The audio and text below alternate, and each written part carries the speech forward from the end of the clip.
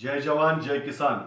आज महाराष्ट्र सरकारचा अर्थसंकल्प जाहीर झाला आणि त्या अर्थसंकल्पामध्ये महाराष्ट्रातील बांधावरती काम करणारा, शेतामध्ये राबणारा शेतकरी मायबाप डोळा लावून बसला होता। त्या शेतकरी मायबापाला असं वाटत होतं की जो अमेरिकेसोबत ट्रेड डील सारखा करार झालेला आहे त्याच्यामधून महाराष्ट्रामधल्या प्रमुख उत्पादन असणाऱ्या सोयाबीन आणि कपाशी या उत्पादनाचे, या शेतमालाचे भाव संपूर्णपणे ट्रेड डील ज्या दिवशी झाली त्या दिवसापासून ढासळलेले आहेत।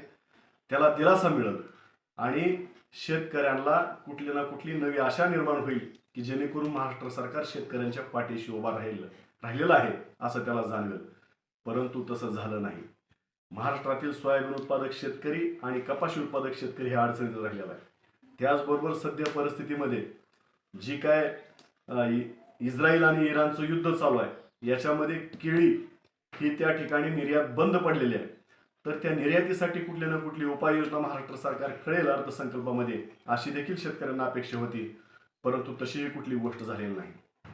त्याचबरोबर सगळ्यात महत्त्वाची गोष्ट, हा महाराष्ट्र जवळपास जागतिक बाजारपेठेमध्ये सर्वात जास्त कांदा उत्पादन करणारा महाराष्ट्र आहे।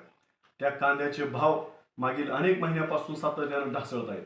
आज अशी परिस्थिती आहे, एक बाटली जर घ्यायची म्हणलं पाण्याची तर तिची किंमत 20 रुपये आणि शेतकऱ्याचा कांदा मात्र 2 रुपये 5 रुपये किलोने जातोय। त्या कांदा उत्पादक शेतकऱ्याला देखील कुठली ना कुठली त्या ठिकाणी मदत सरकार करेल, कुठलं तर आश्वासन त्याला मिळेल या अर्थसंकल्पामध्ये अशी अपेक्षा होती, परंतु तशीही कुठली गोष्ट झालेली नाही। मात्र या अर्थसंकल्पामध्ये अनेक मेट्रोच्या घोषणा या सरकारने केल्या।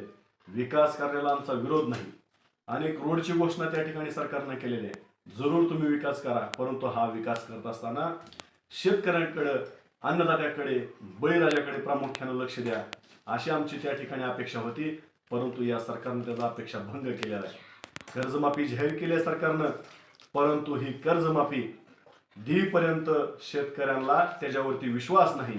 कारण आतापर्यंत सरकारनं अनेक घोषणा केल्या, त्या कुठल्याही घोषणेला पूर्णपणे त्या ठिकाणी 100% सरकार हे त्यामध्ये उतरलेलं नाही। त्याच्यामुळं हे कर्जमाफीचं लबाडाचं अवतार आहे, हे जेवल्याशिवाय मात्र काही खरं नाही अशी शेतकऱ्यांची भावना आहे।